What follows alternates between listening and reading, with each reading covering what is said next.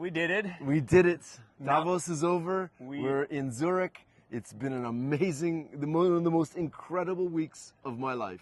Definitely was, and it's still happening. I mean, now we need to do all the follow-up Yeah. with this amazing government, institutions, VC, hedge funds. Artists, entrepreneurs, innovators, mind-blowing. When people invited me to World Economic Forum a few years ago, I was like, no, I have bankers and politicians.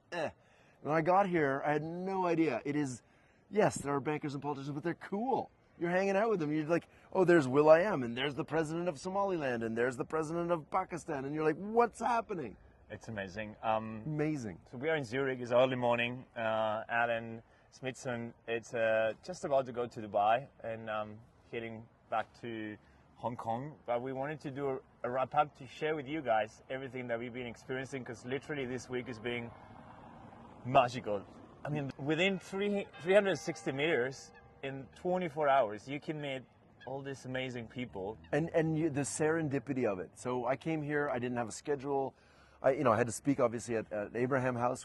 Thank you very much to Daniel and Jennifer for hosting Abraham House this year. It was absolutely incredible. But other than my scheduled talks, I just wandered around. I didn't have the right credentials, and I just met the most incredible people. I walked into some events, and it was like, what's happening here? But I think at the end of the day, none of it matters except for the people. Like you met how many people this week? New people that you've never met before? Oh my God, like 300 people? Yeah. 400 people? Like I have to go through my WhatsApp. I can't even. It's endless scrolling of the people I met. But the other thing is the people we already knew. Last night, one of our investors invited us to the opera, which is like right down the road there. And we went to the opera, we went for dinner in this beautiful Zurich. And it's not just about, these kind of chance encounters, but the conversations that happen. I found, and I don't know if you saw this, but there's a lot of conversations about AI and the intersection of AI, society, and humanity. Yep. And I think that was really cool, is that people are really excited about the technology and what it can do, but they're also cautious about what it can do. Yeah, I think AI is one, and definitely blockchain, and the integration of technologies in general to digitalize certain processes, but also the concerns for ethical use of how far we want to go and in which way we want to interact with these technologies. Like Apple from Black Eyed Peas, Apple the app, Yeah, Apple. Shout out to you, man. You were so humble and really such amazing. A beautiful. Anyway. The stuff he's doing, he built an AI app for farmers so Yeah. they can help them get their products to market more efficiently. Amazing. Right. Then coming back to Will.i.am, he pointed out about aspects in terms of how far we want to actually, I've been living in China for the last 15 years, but the whole technology, it has to break through geopolitical situations, because then there is this fight for, okay, who has the best AI and when we're going to achieve it? We should share technologies. I mean, he was pointing out that China, it's a referral because of the futuristic aspect. I mean, I love the States. I have family in China, in the States, and so it's, point being is like, we're all humans on a big planet sharing this giant rock together. Yeah. Like, there's no, we talked about, actually, that presentation with Will.i.am was amazing because they talked about what's a future look like without borders. Right.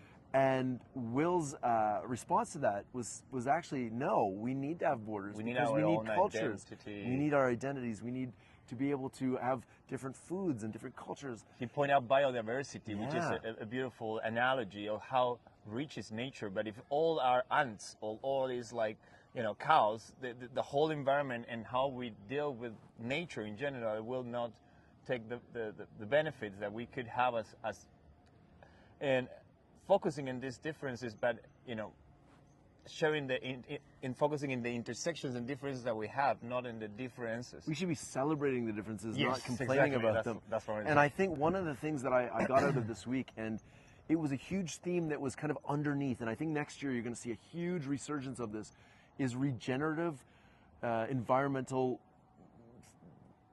investments. So regenerative wealth funds, people that are doing great things, but also they have the triple bottom line, people, planet, and place, right? So the idea is to use our technologies not only to progress humankind, but to regenerate the things that we've destroyed.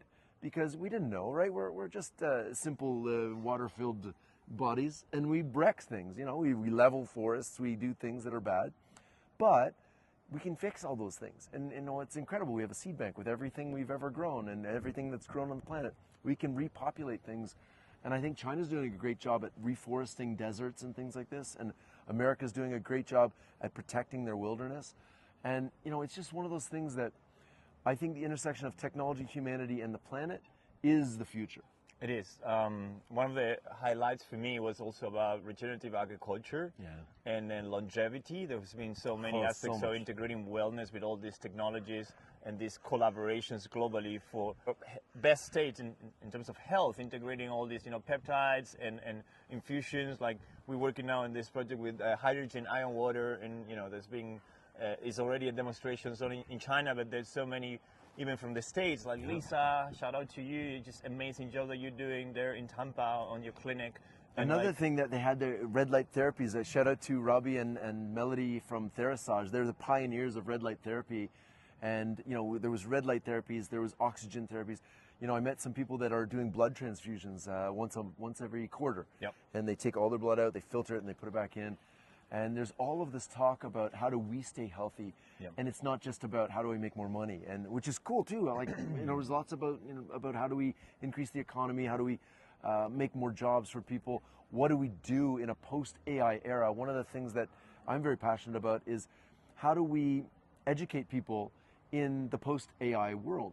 What do we train people to do? You know, administration jobs are going to be replaced by AI because, you know, they're just pushing paper around. And if you do something more than 3 times, the computer can do it for you.